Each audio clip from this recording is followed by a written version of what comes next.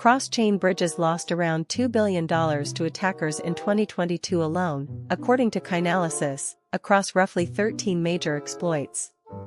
That includes the $625 million Ronin bridge hack in March 2022, the $325 million Wormhole breach in February that year, and the Nomad drain of about $190 million in August. Bridges made up the majority of everything stolen from crypto in that period. So when CoinDesk published comments today, Sunday the 2nd of August 2026, from the chief executive of FUN arguing that the future of crypto payments will not include on-ramps or bridges at all, that is not a throwaway line.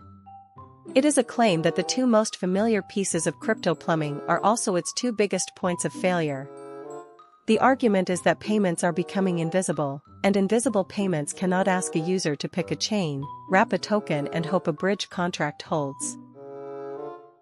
Invisible does not mean unregulated or untraceable. It means the blockchain step disappears from the user experience, in the same way you do not think about Swift messages when you tap a card in a Sainsbury's queue.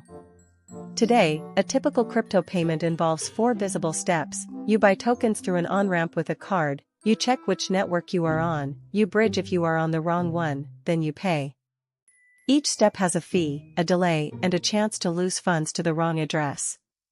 The invisible model collapses all of that into a single confirmation.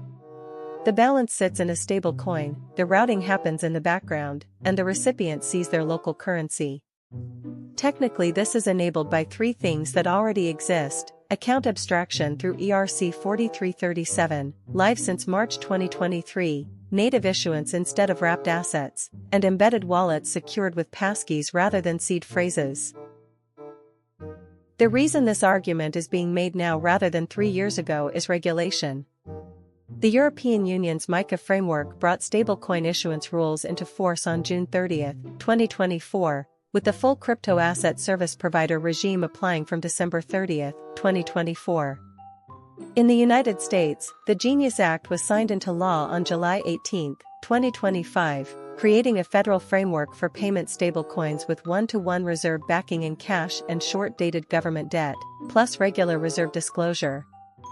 Here in the UK, the Financial Conduct Authority and the Bank of England have run consultations on stablecoin issuance, custody, and systemic payment systems, with the final rulebook expected to land through 2026. The commercial money followed.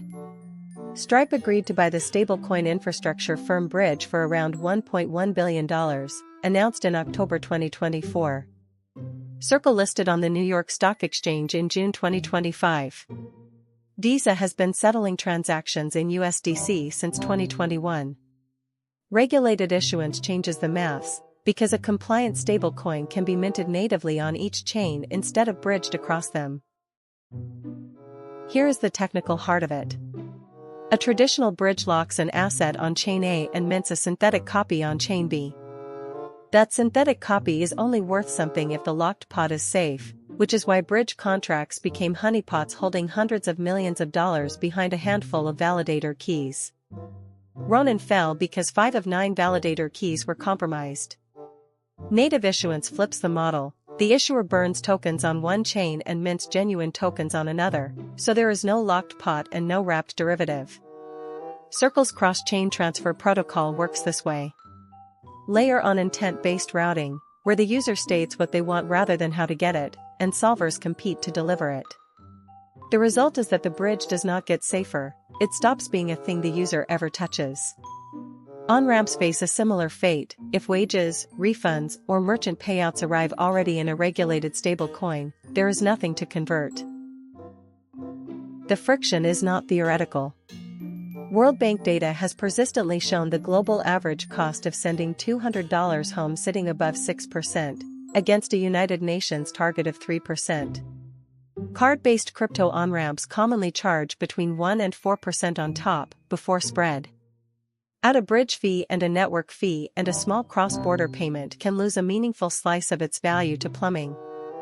For businesses, the pain is settlement timing rather than headline cost. Card money can take days to land, while stablecoin settlement clears in minutes at weekends, including today.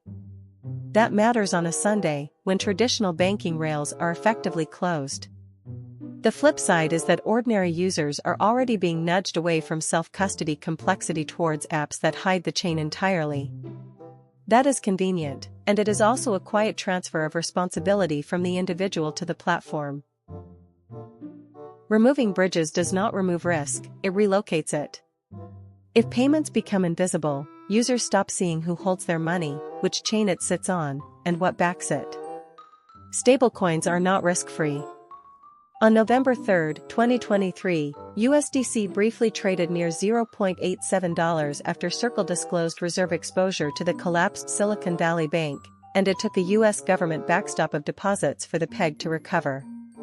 A payment system where the currency layer can wobble by 13% over a weekend is a payment system that needs visible reserve reporting, which is precisely what MiCA and the Genius Act try to force.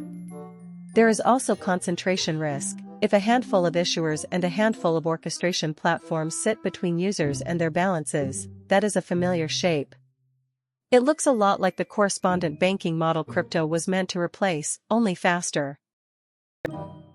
Near term, 3 signals will tell you whether this prediction is holding. First, watch whether payroll and marketplace payouts start arriving natively in stablecoins, because that is what genuinely kills the on-ramp. Second, watch bridge total value locked.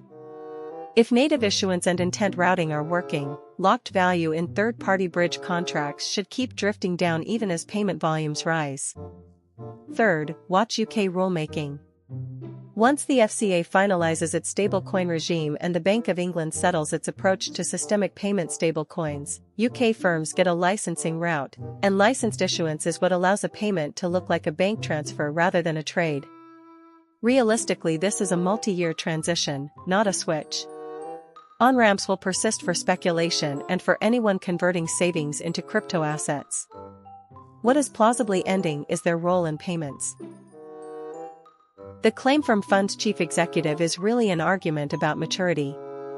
Every payment technology ends up hiding its own machinery, and the parts that stay visible are usually the parts that are not working yet. On-ramps and bridges were both workarounds, one for the fact that digital money started outside the banking system, the other for the fact that blockchains could not talk to each other. Regulation and native issuance are dissolving both problems at once. So the practical advice for today, Sunday, February 8, 2026, is this. Judge any crypto payment product by how few decisions it asks you to make, and then ask the harder question underneath: who holds the balance, what backs it, and which regulator can you go to if it breaks? Invisible plumbing is a genuine sign of progress. Invisible accountability is not. If this breakdown was useful, subscribe for more evidence-led coverage of where money is actually heading.